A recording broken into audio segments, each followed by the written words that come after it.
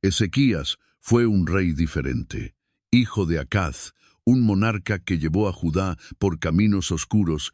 Ezequías se convertiría en todo lo contrario. Nació en tiempos turbulentos, cuando el reino del norte, Israel, estaba a punto de caer en manos del imperio asirio.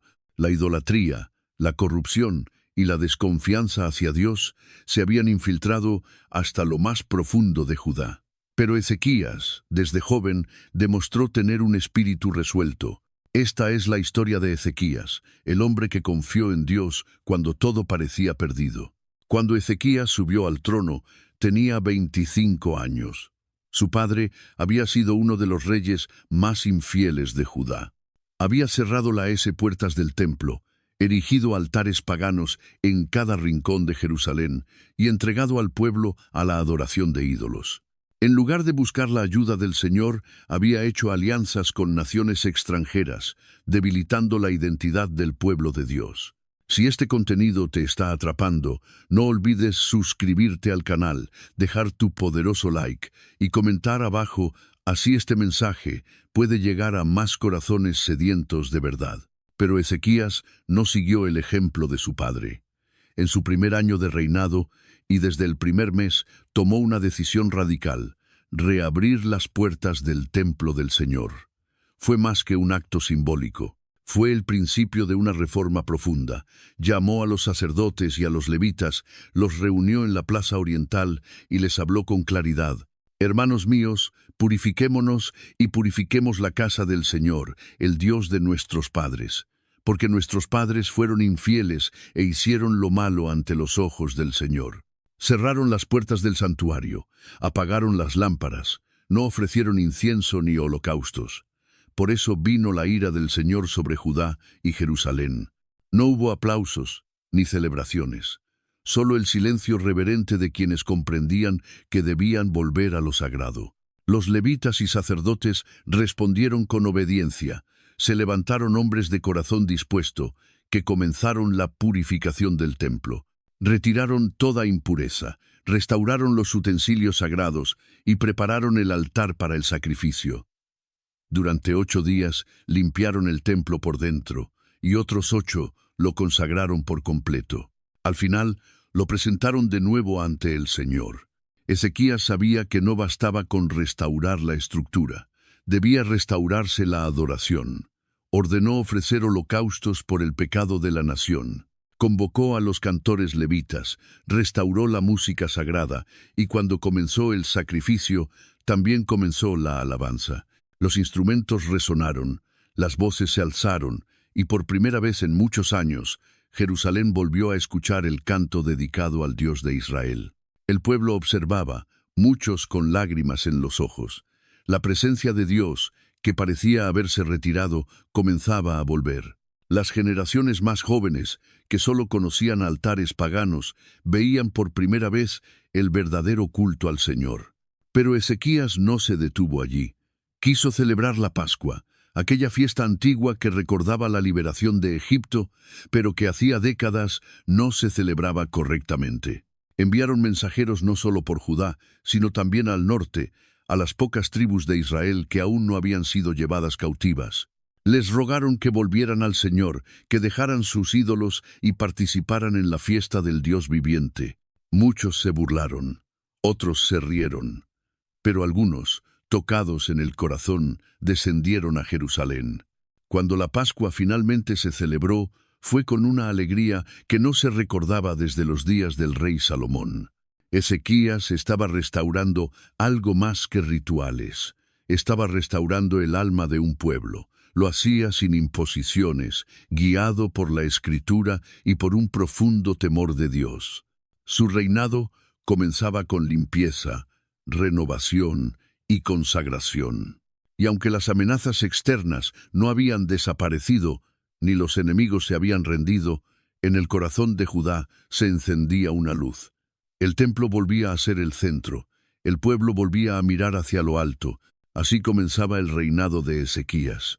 No con conquistas militares, ni con alianzas políticas, sino con un acto de arrepentimiento y obediencia. El rumbo de Judá estaba cambiando. El reinado de Ezequías no se limitó a restaurar el templo. Su deseo era más profundo, devolver a Judá la devoción genuina por el Dios de Israel. Había comenzado por limpiar la casa de Dios y reanudar los sacrificios. Luego celebró la Pascua con una alegría que no se veía desde hacía generaciones. Pero ahora el joven rey estaba decidido a ir más allá. Había que eliminar toda huella de idolatría en la nación. Con firmeza, envió mensajeros por todo Judá y aún a las regiones del norte que quedaban tras la caída del reino de Israel. Les animó a destruir los altares paganos, a derribar las imágenes de Asera, a arrancar los postes sagrados y a eliminar cualquier vestigio de culto falso. El pueblo, conmovido por el cambio en Jerusalén, respondió, se alzaron como un solo cuerpo y comenzaron una purga nacional. Por las calles de las ciudades, en las colinas y hasta en las casas, los símbolos de la idolatría fueron arrancados y destruidos. Las imágenes fueron hechas pedazos. Los ídolos de madera, reducidos a cenizas. Los lugares altos, demolidos. Incluso la serpiente de bronce que Moisés había levantado en el desierto, la misma que había sanado a los israelitas de las serpientes ardientes, fue destruida por orden del rey, porque el pueblo la había convertido en objeto de adoración, llamándola Neustán. Para Ezequías, ningún objeto, por sagrado que pareciera, debía ocupar el lugar del Señor. Esta acción fue radical, pero también necesaria. La idolatría se había infiltrado en la vida diaria de Judá, disfrazada de tradición y costumbre. Al eliminarla de raíz, Ezequías estaba devolviendo al pueblo su verdadera identidad. Era una limpieza física, sí, pero también espiritual. Los levitas y sacerdotes, que antes estaban dispersos o desanimados, comenzaron a organizarse. Se restauraron las funciones del sacerdocio levítico, como en los días de David y Asaf. Cada grupo fue asignado según su orden y deber. Unos cantaban, otros quemaban incienso, otros oficiaban los sacrificios. El servicio en la casa del Señor volvió a tomar su curso. Pero no solo se restauró el culto, también la generosidad. El pueblo comenzó a traer ofrendas y diezmos como en los días antiguos. Pronto, se formaron montones de grano, vino, aceite y todo tipo de productos del campo en los patios del templo. Los oficiales designados por el rey organizaron los depósitos y aseguraron que todo fuera distribuido con justicia entre los sacerdotes, los levitas y sus familias. Era una señal de bendición. Cuando el pueblo volvía su corazón a Dios, Él respondía con abundancia. Ezequías supervisaba todo personalmente. No delegaba a la distancia, sino que se interesaba por cada detalle. Visitaba el templo, hablaba con los levitas, animaba a los sacerdotes y escuchaba las preocupaciones del pueblo.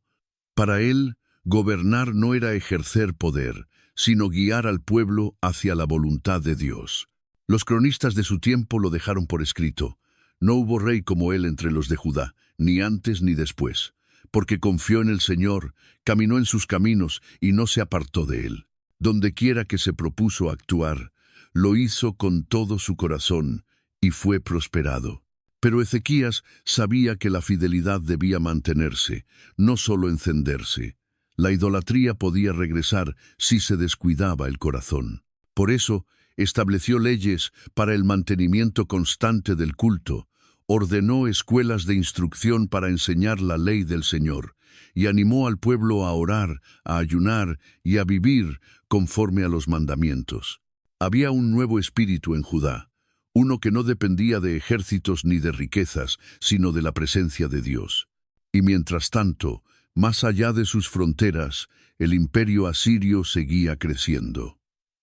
El norte ya había sido conquistado, Samaria había caído, decenas de miles de israelitas habían sido deportados. La sombra de Asiria se cernía sobre todas las naciones de la región. Judá era ahora una isla de fidelidad en medio de un mundo en ruinas, y aunque el enemigo no se había manifestado todavía, el día llegaría. Por ahora, Ezequías edificaba sobre la roca, y el pueblo, fortalecido en la fe, comenzaba a entender que su verdadero refugio no estaba en muros ni alianzas, sino en el Dios de sus padres. Mientras Judá florecía bajo la dirección piadosa de Ezequías, el mundo alrededor se estremecía por el avance implacable de Asiria. Este imperio, gobernado con puño de hierro por Sennacherib, era el azote de las naciones. Sus ejércitos no solo vencían, sino que arrasaban. Ciudad tras ciudad, reino tras reino, todos caían. Y ahora, tras la caída del reino del norte, Judá estaba en la mira. Sennacherib había heredado la maquinaria de guerra más temida de su época. Su ejército era numeroso, disciplinado y brutal. No solo conquistaban territorios, destruían identidades, deportaban pueblos enteros, quebraban culturas, imponían su lengua, su religión, su voluntad. Ezequías lo sabía. La amenaza no era lejana, era real, tangible y se aproximaba. Fue en ese contexto que tomó una decisión que a muchos pareció arriesgada. Se rebeló contra Asiria. Durante años, Judá había sido vasallo, obligado a pagar tributo, pero ahora, Ezequías, fortalecido en su fe y en la renovada identidad de su pueblo, se negó a seguir rindiendo obediencia a un imperio que blasfemaba contra el Dios viviente. Esta decisión no fue impulsiva. Ezequías reforzó las defensas de Jerusalén, reparó los muros antiguos, construyó torres de vigilancia y mandó a levantar otro muro exterior para proteger aún más la ciudad. Además, proveyó armas y escudos en abundancia y organizó al ejército en divisiones. Pero su obra más estratégica fue el túnel que mandó excavar bajo la ciudad para desviar el agua del manantial de Gijón al interior de Jerusalén. En caso de asedio, Judá tendría agua y el enemigo sed. No era solo una preparación militar, era sabiduría aplicada con fe. Ezequías trabajaba como si la guerra fuera inevitable, pero oraba como si la victoria dependiera únicamente de Dios. El pueblo lo observaba. Algunos temían, otros recordaban los días oscuros bajo el dominio asirio. Pero Ezequías los reunió, les habló al corazón y les dijo: «Esforzaos y animaos. No temáis ni tengáis miedo del rey de Asiria, ni de toda la multitud que con él viene, porque más hay con nosotros que con él. Con él está el brazo de carne, con nosotros está el Señor nuestro Dios, para ayudarnos y pelear nuestras batallas». Sus palabras no eran retórica vacía, venían de una fe cultivada día a día. El pueblo, al escucharlo, recuperó valor. Su confianza no estaba en los muros ni en las espadas, sino en el Señor. Pero Sennacherib no tardó en responder. Al frente de un ejército imponente, marchó hacia Judá. Tomó ciudades fortificadas del país, una tras otra, y envió emisarios a Jerusalén con un mensaje devastador. Era una estrategia psicológica, un ataque al corazón de la fe. El mensajero asirio se paró frente a las murallas, acompañado de oficiales, y gritó en hebreo para que todos lo entendieran.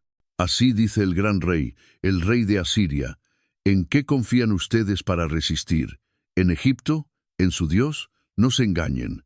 ¿Acaso los dioses de las otras naciones los han salvado? ¿Dónde están los dioses de Hamat, de Arfad, de Sepharvaim? ¿Han podido librar a sus tierras de mi mano?» El pueblo escuchaba desde los muros, había silencio. Las palabras del invasor eran certeras, sus conquistas recientes, una prueba de su poder. Pero había algo distinto esta vez. El Dios de Judá no era como los otros. Ezequías, al recibir el informe, no se desesperó, no buscó alianza con Egipto ni propuso rendición. En lugar de eso, fue al templo, se postró ante el Señor. Extendió la carta del enemigo delante del altar y oró con todo su ser. «Señor, Dios de Israel, que habitas entre los querubines, solo tú eres Dios de todos los reinos de la tierra. Inclina, Señor, tu oído y oye. Abre, Señor, tus ojos y mira. Escucha las palabras de Sennacherib, que ha enviado a insultar al Dios viviente. Ahora pues, Señor, sálvanos de su mano, para que todos los reinos de la tierra conozcan que solo tú, Señor, eres Dios. El clamor del rey no fue en vano. La amenaza era real. El enemigo era poderoso, pero Ezequías no había olvidado en quién confiaba.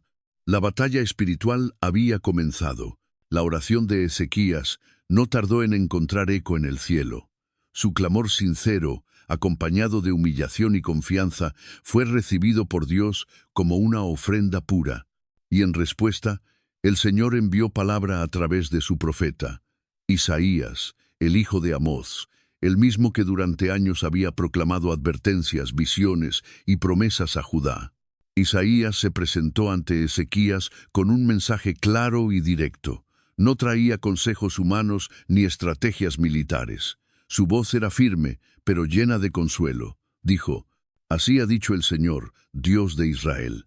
Lo que me pediste acerca de Sennacherib, rey de Asiria, he oído. Esta es la palabra que el Señor ha hablado contra él. ¿A quién has vituperado y blasfemado? ¿Contra quién has alzado la voz y levantado con altivez tus ojos? Contra el Santo de Israel». Y añadió que el rey de Asiria no entraría en Jerusalén, ni dispararía una flecha contra ella, ni levantaría escudo delante de sus muros. Volvería por el camino por el cual vino, y la ciudad sería defendida, no por espadas humanas, sino por la intervención directa del Señor. Ezequías escuchó y creyó. No hubo discursos, no organizó celebraciones prematuras, su corazón descansó en la promesa. Esperó en silencio, mientras en el campamento asirio las tropas se preparaban para el asedio final. Esa noche, mientras Jerusalén dormía tras sus muros reforzados, el ángel del Señor descendió sobre el campamento enemigo. En la oscuridad, sin estruendo, sin guerra, sin gritos, el juicio cayó. Cuando la mañana llegó y los primeros rayos de sol alumbraron el valle donde estaban acampados los asirios, la escena era desoladora. 180 y 5,000 soldados yacían muertos. No hubo lucha, no hubo resistencia, solo cadáveres. El temor se apoderó de los sobrevivientes. El terror del Dios de Judá se hizo real ante sus ojos. Sennacherib, humillado y sin gloria, levantó su campamento y regresó a Nínive, su capital. Años después, mientras adoraba en el templo de su dios Nisroch, sus propios hijos lo asesinaron. El hombre que había desafiado al Dios viviente cayó por manos humanas dentro de su santuario pagano. Su altivez fue quebrantada, su legado borrado. Jerusalén, en cambio, permaneció, no por sus muros, ni por su ejército, sino por la fidelidad de Dios a su promesa y la humildad de un rey que supo confiar en él. La noticia de la intervención divina se esparció. Las naciones vecinas, temerosas de Asiria, comenzaron a ver a Judá con nuevos ojos, ya no como un reino pequeño e indefenso, sino como un pueblo bajo la cobertura del Dios Altísimo. Ezequías fue honrado por reyes lejanos y muchos le enviaron presentes y tesoros. Pero el rey no se envaneció. Sabía que nada de eso tenía valor sin la presencia del Señor. No obstante, la vida de Ezequías aún guardaba desafíos. En medio de la prosperidad y la paz llegó una nueva prueba, una que no venía desde fuera, sino desde dentro. Su salud comenzó a deteriorarse y cayó gravemente enfermo. La muerte se aproximaba, y el mismo Isaías fue enviado para anunciarle que su fin estaba cerca. El profeta no llevó consuelo esta vez, sino una sentencia: ordena tu casa, porque morirás y no vivirás. Ezequías, debilitado en su lecho, sintió el peso de esas palabras, pero una vez más su reacción fue orar. Esta vez no se postró en el templo, sino que volvió su rostro hacia la pared y derramó su alma. No pidió vivir por orgullo, sino por amor al propósito de Dios. Lloró, suplicó, recordó su caminar delante del Señor con corazón íntegro. Y antes de que Isaías saliera del patio del palacio, la palabra del Señor vino de nuevo al profeta. Esta vez con misericordia. Vuelve y di a Ezequías: he escuchado tu oración, he visto tus lágrimas, he aquí que yo te sano, y añadiré a tus días 15 años. La gracia de Dios se manifestó una vez más. Ezequías fue sanado, y como señal, el Señor hizo retroceder la sombra del sol en 10 grados, algo nunca antes visto. El rey vivió para ver cumplidas las palabras. Su cuerpo se fortaleció, su ánimo renació, y su gratitud creció. Había enfrentado al mayor imperio de la tierra y a la amenaza de la muerte. En ambos casos, su refugio fue el mismo, el Dios que escucha, responde y actúa. Tras su milagrosa recuperación, Ezequías se levantó del lecho de enfermedad con un nuevo aliento. Vivir 15 años más no era solo un regalo, era una responsabilidad. Dios le había dado la vida, no para su comodidad, sino para su propósito. Y durante un tiempo, el rey anduvo con gratitud, profundizando su fidelidad, consolidando reformas espirituales y guiando a Judá en tiempos de estabilidad. La nación prosperaba, la economía se fortalecía, los campos daban fruto, los ganados crecían y los almacenes reales rebosaban de bienes. Las bendiciones eran visibles, pero con la prosperidad vino también una prueba más sutil, la prueba del corazón. Lejos de Judá, en Babilonia, un reino aún no tan poderoso como Asiria, se enteraron de la enfermedad de Ezequías y su sorprendente recuperación. Para los babilonios, los signos celestes y los milagros eran de gran interés.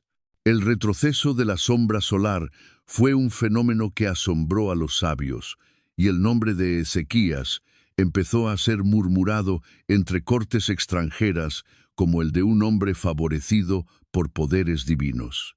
Entonces, Merodach-Baladán, rey de Babilonia, envió mensajeros con cartas y un regalo para Ezequías, con el pretexto de interesarse por su salud. Era una maniobra diplomática, un intento de forjar alianzas o, al menos, recabar información sobre este reino tan pequeño pero aparentemente bendecido. Ezequías los recibió con agrado. Se sintió honrado por la atención de una nación extranjera, y aquí, en su respuesta, se evidenció una fisura. Movido por orgullo, quizás queriendo mostrar la grandeza alcanzada en su reinado, Ezequías les mostró todo lo que había en su casa, los tesoros del templo, la plata, el oro, los perfumes, los aceites preciosos, sus armas, sus reservas, nada quedó oculto. Era como si quisiera que el mundo supiera cuán lejos había llegado. Pero lo que para él fue una muestra de éxito, para Dios fue una señal de advertencia. El profeta Isaías se presentó poco después y le preguntó, ¿qué dijeron esos hombres? ¿De dónde vinieron? Ezequías respondió con franqueza, vinieron de un país muy lejano, de Babilonia. Isaías insistió, ¿qué vieron en tu casa? Y el rey confesó, vieron todo lo que hay en mi casa, nada quedó que no les mostrase. Entonces Isaías pronunció una profecía inquietante. He aquí, vienen días en que todo lo que está en tu casa y lo que tus padres han atesorado hasta hoy será llevado a Babilonia. Nada quedará, dice el Señor. Y de tus hijos que saldrán de ti, tomarán y serán eunucos en el palacio del rey de Babilonia. El juicio era claro. No era castigo inmediato, pero era un aviso. La confianza de Ezequías se había desviado por un momento. Mostró lo que debía haber guardado, expuso lo que era sagrado, reveló tesoros que no pertenecían a reinos humanos, sino al Dios que los había provisto. La reacción de Ezequías fue sorprendente. No protestó, no culpó a nadie, reconoció la verdad del mensaje y se sometió a la voluntad divina. La palabra del Señor que has hablado es buena, dijo con humildad, porque habrá paz y verdad en mis días. Esta respuesta ha sido interpretada de diferentes maneras. Algunos la ven como resignación egoísta, otros como aceptación sabia. Pero lo cierto es que, aunque Ezequías no vio el castigo en su tiempo, plantó semillas que más tarde afectarían a Judá. Dios había probado su corazón. En el campo de batalla y en el lecho de enfermedad, Ezequías fue firme, pero en la cumbre de la bendición bajó la guardia, no cayó del todo, no se apartó del Señor, pero permitió que el orgullo tocara lo más íntimo. Los años pasaron. Ezequías vivió esos 15 años adicionales sabiendo que cada día era un regalo. Aprendió, reflexionó y transmitió enseñanzas a su pueblo. Muchos lo seguían admirando como un rey justo, sabio y piadoso, y lo era. Pero la historia aún no terminaba. En esos últimos años nacería el heredero que marcaría un giro inesperado para Judá.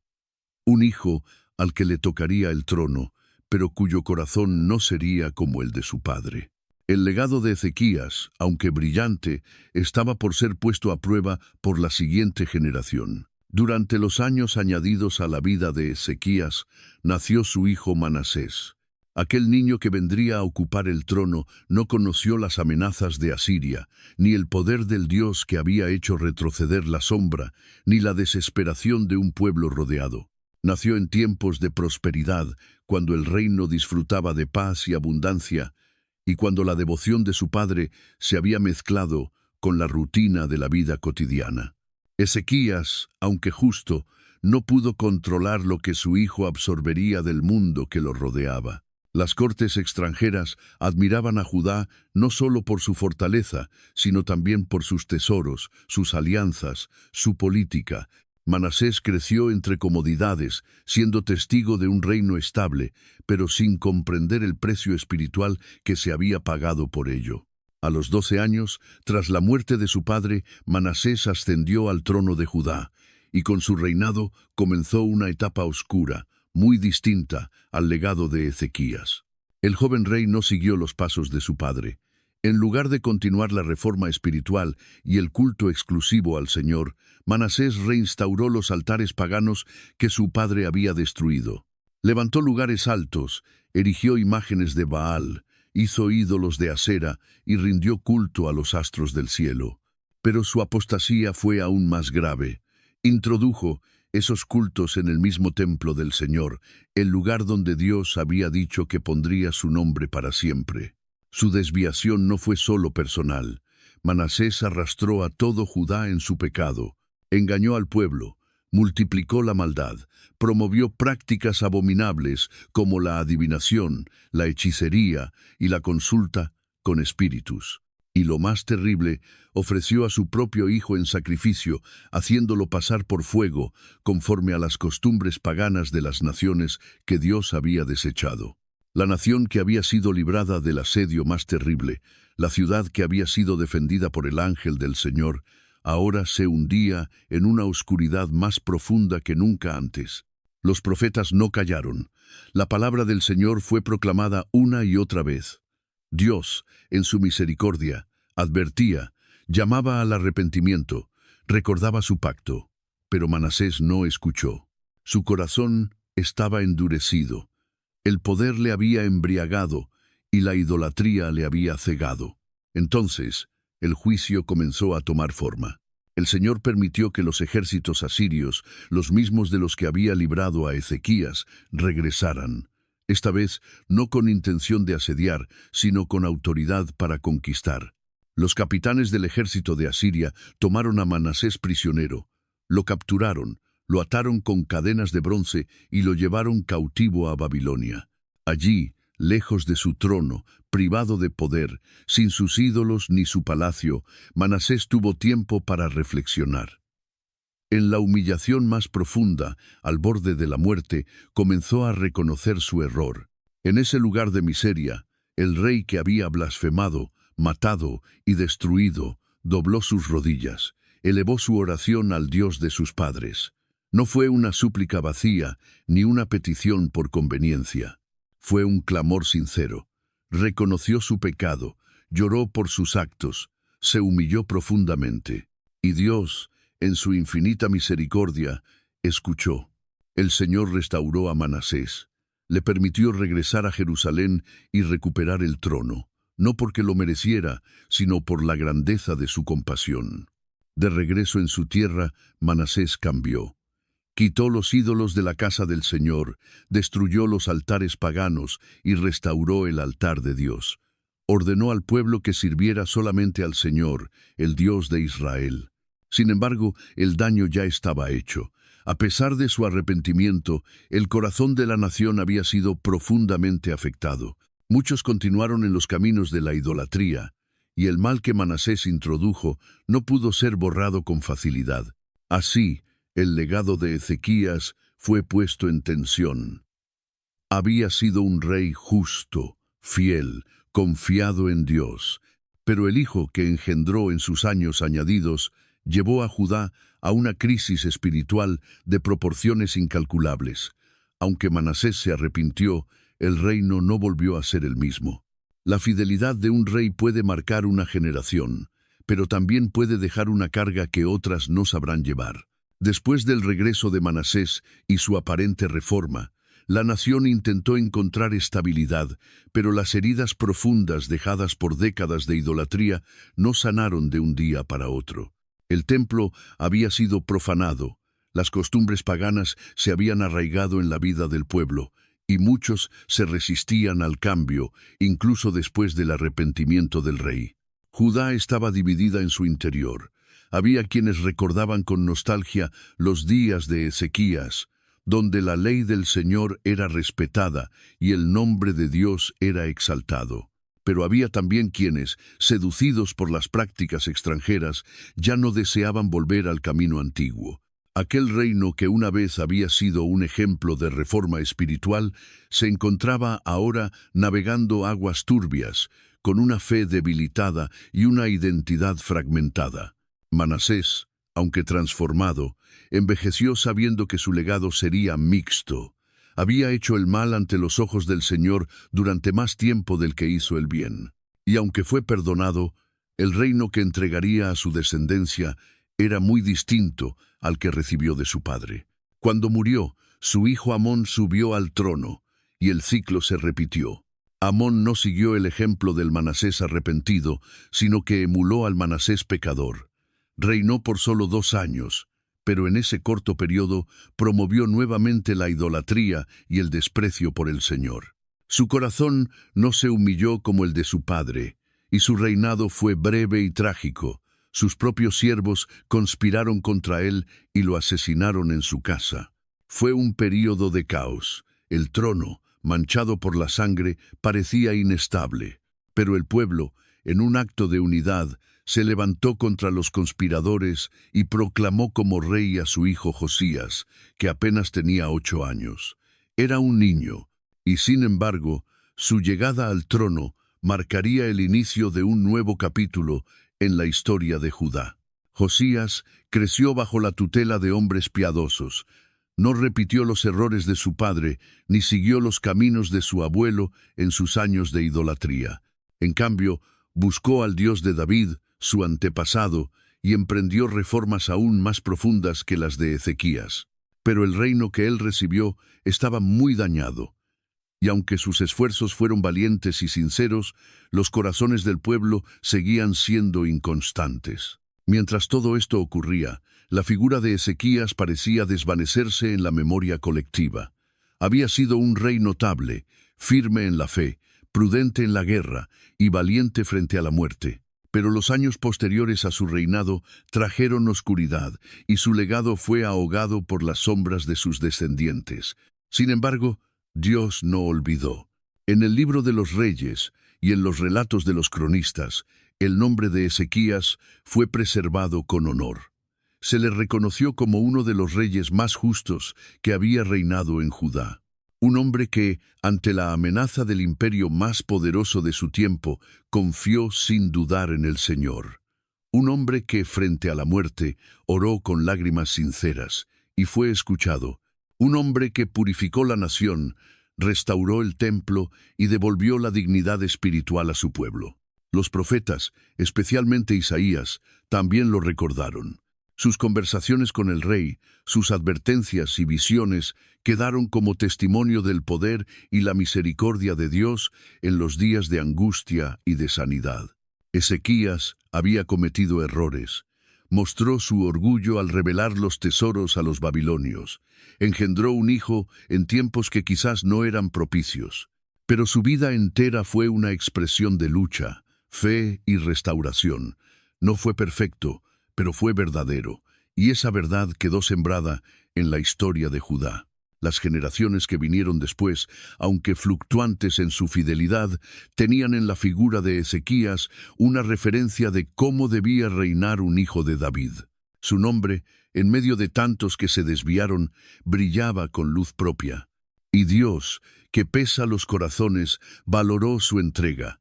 En medio de reyes corruptos, Ezequías fue un faro. En una época de peligro, fue refugio. En un tiempo de confusión, fue dirección.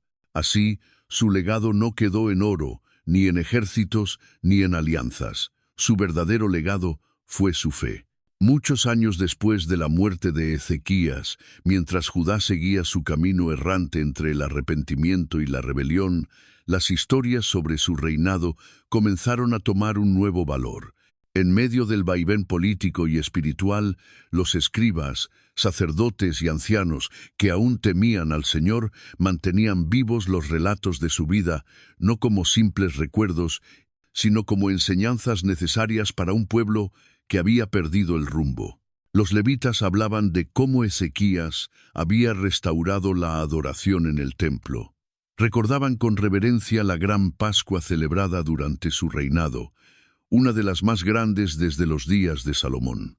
Aquel momento en el que todo Judá y muchos del reino del norte se unieron para alabar al Dios de Israel, era visto como un anticipo de la unidad y pureza que una vez existieron. Las generaciones nuevas que crecían bajo el reinado de Josías escuchaban estos relatos y aprendían que la fe podía cambiar el destino de una nación.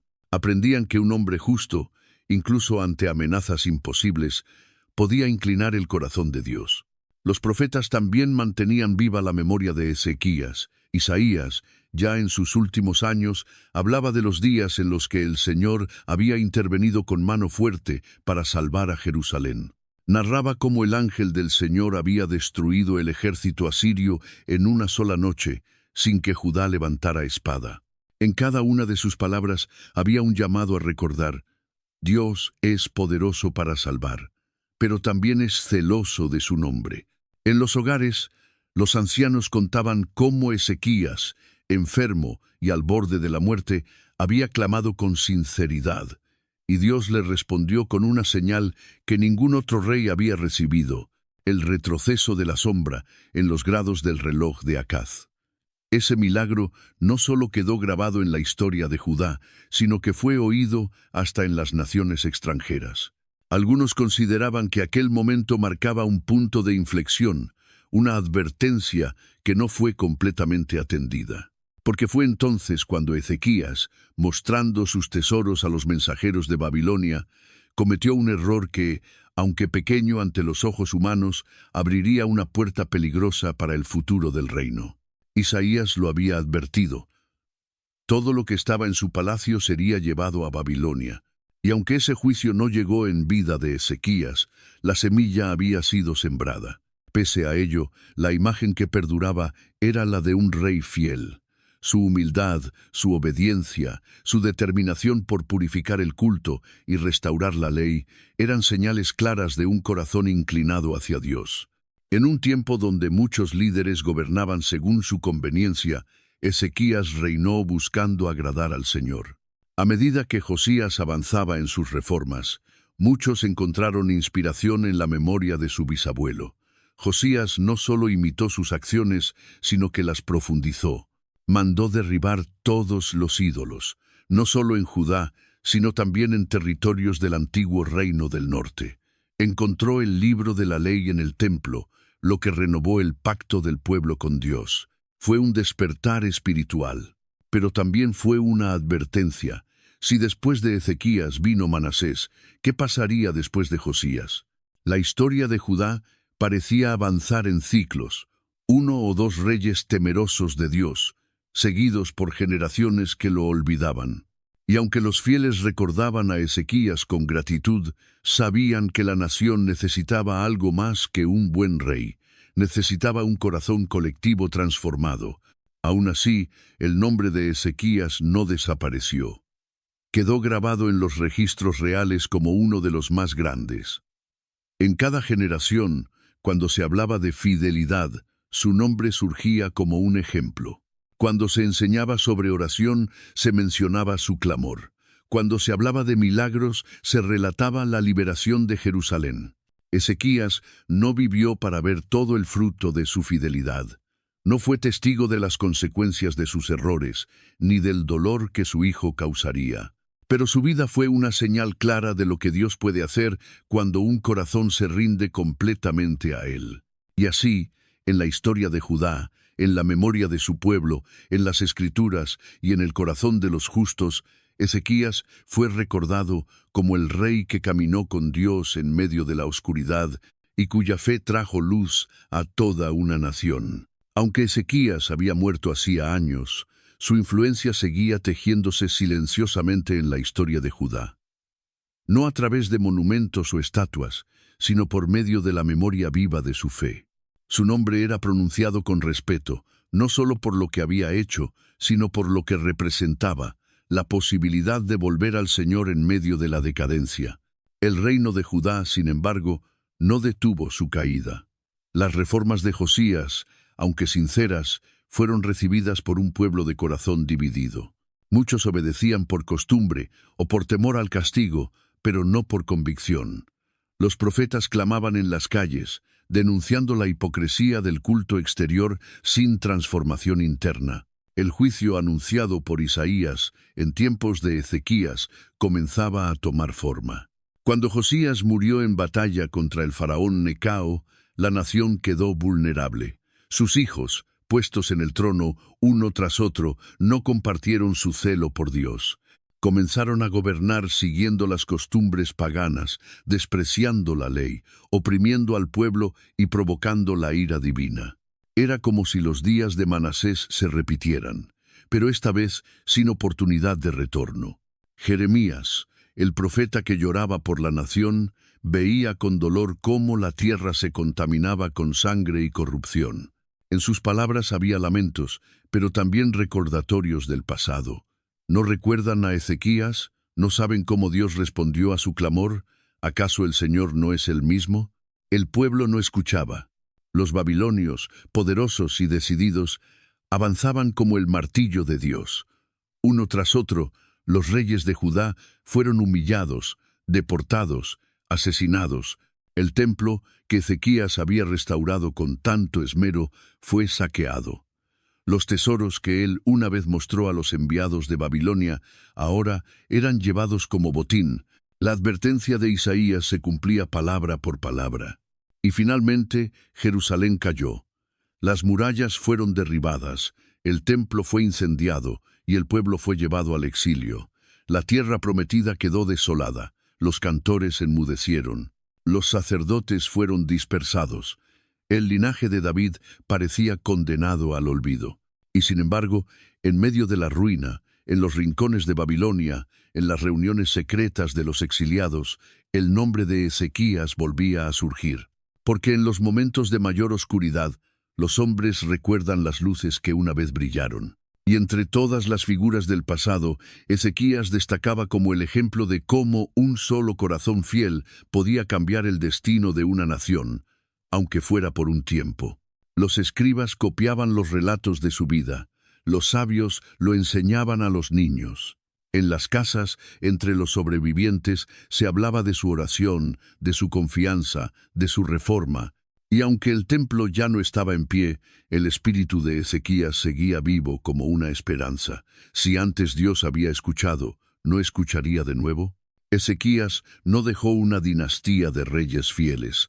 No pudo controlar lo que vendría después, pero dejó una huella que las generaciones futuras no pudieron borrar. Y cuando los años pasaron y el exilio tocó fondo, fue esa memoria la que inspiró el anhelo del regreso. En tiempos de Esdras y Nehemías, cuando el pueblo volvió a Jerusalén, muchos textos antiguos fueron redescubiertos y los relatos del pasado tomaron nuevo sentido. El nombre de Ezequías fue leído otra vez. Su fidelidad fue puesta como ejemplo ante una nueva generación. Y el mensaje era claro: volver al Señor siempre es posible. No se trataba solo de reconstruir murallas o templos. Se trataba de reconstruir la fe. Y en ese proyecto espiritual, Ezequías era modelo, un rey que, en su tiempo, eligió obedecer a Dios, aunque todo a su alrededor dijera lo contrario. Por eso, su verdadera herencia no fue su hijo, ni sus riquezas, ni sus victorias, fue su ejemplo. Una fe que se levantó como un muro frente a la destrucción. Un corazón que se humilló ante el Altísimo y fue escuchado. Un legado que, aunque invisible, perduró más que cualquier construcción humana. Ezequías murió como vivió, con el corazón vuelto hacia Dios. Fue sepultado con honor entre los reyes de Judá, y su pueblo lo lloró como a un padre que había guiado con sabiduría, justicia y temor del Señor. Pero su historia no terminó con su muerte. Su vida quedó escrita no solo en los registros reales, sino también en el alma de su nación, como un testimonio de lo que significa ser fiel en medio de la decadencia. Los profetas que vivieron en su tiempo, especialmente Isaías, dieron testimonio de su carácter. A diferencia de muchos otros reyes de Judá, cuyas vidas terminaron en apostasía o juicio, Ezequías fue recordado por su obediencia, por su valentía ante el enemigo y por su humildad en la enfermedad. Fue un hombre que no se dejó vencer por el miedo ni por el orgullo, sino que en cada situación buscó al Señor. Su historia, preservada cuidadosamente por generaciones de escribas, se convirtió en uno de los relatos más leídos y comentados entre el pueblo judío, especialmente durante el exilio en Babilonia. Allí, lejos de su tierra, los judíos encontraban en Ezequías una figura de esperanza. Si en su tiempo Dios había hecho retroceder al ejército más poderoso del mundo, ¿no podría hacerlo de nuevo? Si antes un rey fiel había sido escuchado, ¿no podrían ellos también volver a clamar? Ezequías fue recordado en las sinagogas como un ejemplo de liderazgo piadoso. Su reforma religiosa fue estudiada como modelo de restauración nacional. Su oración fue memorizada por generaciones. Su decisión de confiar en el Señor ante Sennacherib fue enseñada como el acto de fe que salvó a Jerusalén. Y más allá del contexto histórico, su vida comenzó a cobrar un significado más profundo. No se trataba solo de un rey que gobernó bien, sino de un corazón que agradó a Dios en tiempos difíciles. De alguien que entendió que la verdadera fuerza de un líder no está en sus ejércitos ni en sus alianzas, sino en su dependencia del Altísimo. Incluso los primeros cristianos, siglos después, vieron en Ezequías una figura admirable. Su historia fue leída no solo como un relato del pasado, sino como una enseñanza para la vida presente. Fue citado como ejemplo de cómo orar, de cómo humillarse, de cómo liderar en fidelidad. En él vieron el reflejo de un siervo que caminó por fe y no por vista.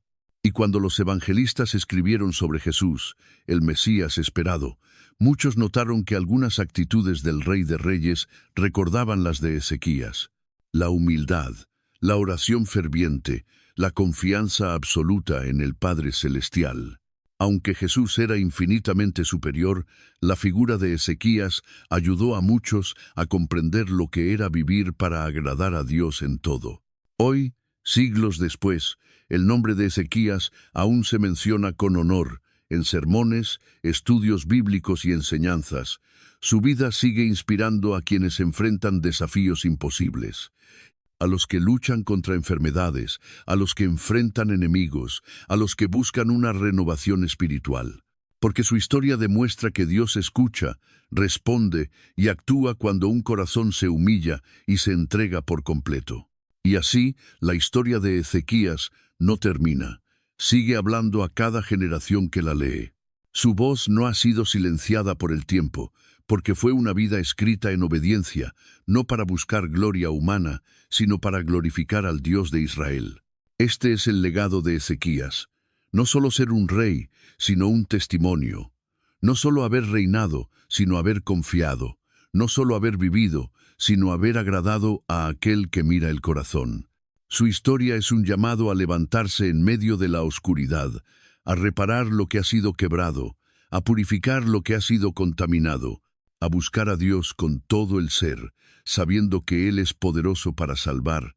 Aún hoy, Ezequías fue, y se convirtió en uno de los más grandes reyes que Judá conoció. Esta fue su historia, no solo la de un hombre, sino la de una fe que transformó a una nación, y que aún hoy puede transformar corazones dispuestos a seguir el mismo camino. Si has llegado hasta aquí, es porque algo dentro de ti busca más. Suscríbete, comenta y comparte, porque los enigmas de la fe no se entienden solo, se descubren juntos.